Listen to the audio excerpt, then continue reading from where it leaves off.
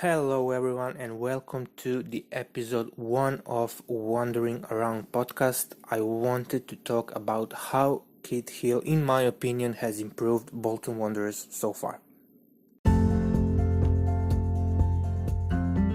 Now, as many of you probably know, Keith Hill was in charge of AFC Rochdale for a little bit more than 10 years in his 2 spells there. He got them promoted from League 2 to League 1 on 2 separate occasions. He also got them to the last 16 of the 2017-18 FA Cup when they managed to hold their own against Spurs at home, but they lost convincingly in the rematch at Wembley. Now, a thing you all need to know about Keith Hill is that this man is not afraid to change his tactical approach to the game.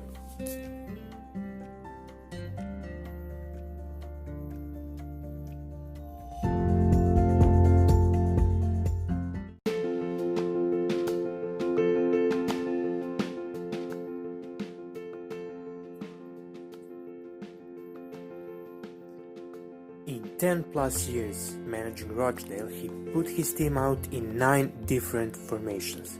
Yes, 9, you heard it right. They were mostly playing flat 4-4-2 in his first season, and then they were defeated in playoffs final against Stockport County.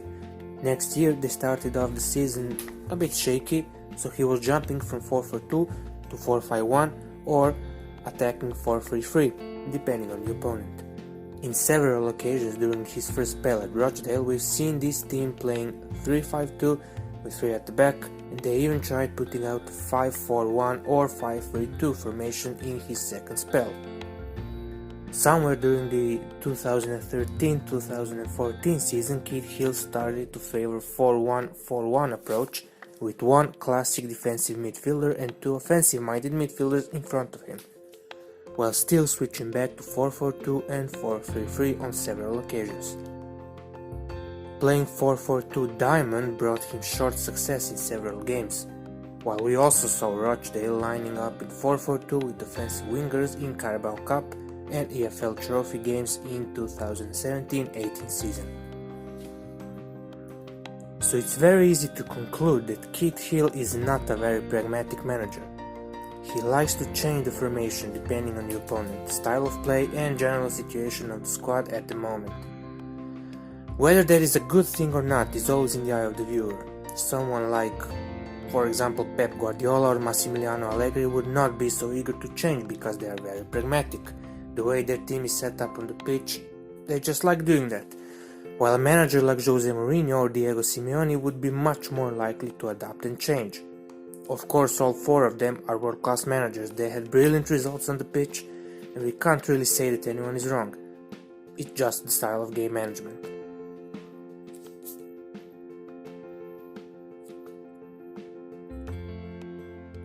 Now, what could we expect from this man as Bolton Wanderers manager? Having a broken and decimated squad that had no preseason and barely managed to stand on their own feet was a hard enough task to begin with. But considering that even this young and inexperienced squad has several players who are very well capable of playing at the League 1 level, made it a bit easier for the manager. In my own opinion, after watching our team fighting bravely against Wycombe, Coventry, Tranmere, Ipswich, Gillingham and Rotherham, it was clear that most of them are not ready to play at this level, but several of them are. So I expected, and I still do, that Keith Hill keep these 5 young players in the first team. Johan Zuma, Harry Brockbank, Dennis Politic, Josh Earl and Sonny Graham. Partly because of their overall quality, which is decent enough, and partly because we lack depth at positions they can cover.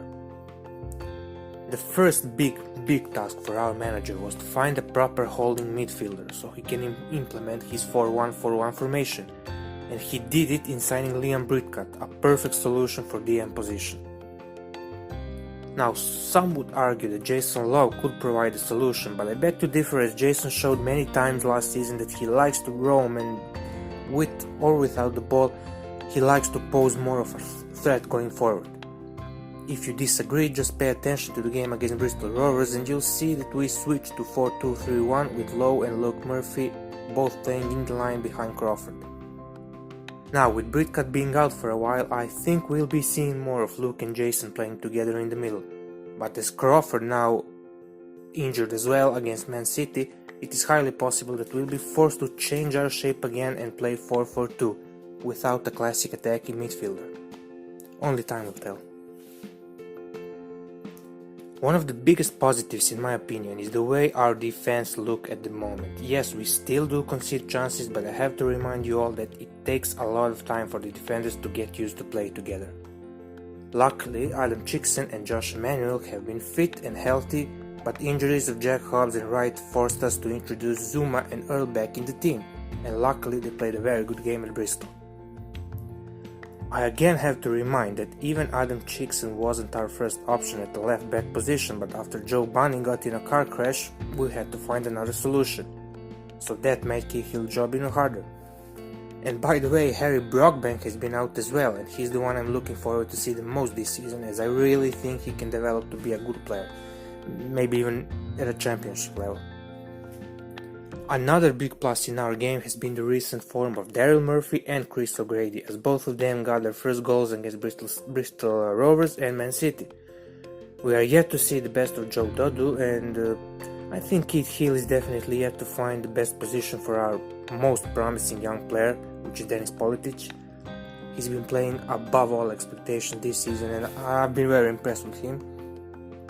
I think he operates the best in the middle, but he probably still lacks discipline in his game to play as a lone attacking midfielder, especially now when Crawford is out.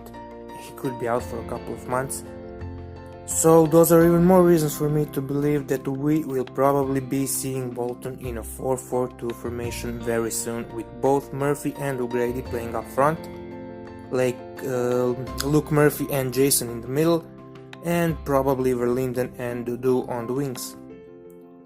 With the game against a very good Fleetwood side incoming this Saturday, just before the international break, I think it would be phenomenal for our team to go on a break with a smile on their faces and only 2 points from getting finally out of the red zone.